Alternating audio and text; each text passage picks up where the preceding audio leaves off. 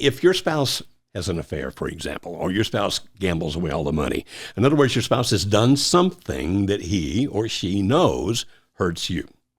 And they can see the pain that they're causing you. Maybe they've actually left you and they're living someplace else. Maybe they're still living at home, but they're still doing that thing.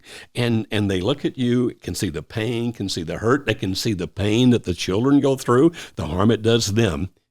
And a push starts existing by your existing. What I mean by that is they look at you, and whenever they see you or think about you, they feel bad about themselves because it reminds them of their sin, if you want to use that word, of their violation of the covenant between the two of you, of the thing that they did that caused you the pain, and they don't like feeling bad about themselves. And so, Kimberly, when people have that kind of push, now it's not because if I'm the one being offended, it's not because I'm reminding them of how bad they are, because if I do that, that's actually the first kind of push. Mm-hmm. I'm doing something that evokes a negative emotion within you. Mm-hmm. The third kind of push is where I'm not actually doing anything other than being me. Mm-hmm. So why do you think that leads the other person to feel so bad about themselves, even if I'm not saying anything about it? Well, it's that guilt. They're wanting to get away from the reminder, the guilt, the shame of, I'm supposed to be here for you. I committed to you. I committed to the kids.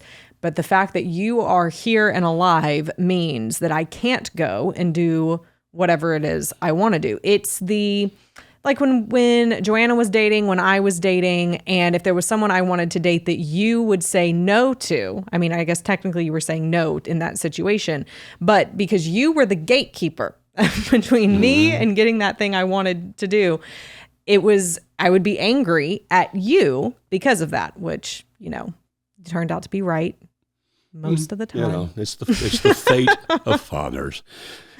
But it's the fact that because I stood between you, and that's another part of that push. Now, I'm talking about the fact of the guilt that a person feels because they know they've hurt you. They know they've hurt the children, those kinds of things. But another part of that push, just by existing, is because of the fact that you do exist.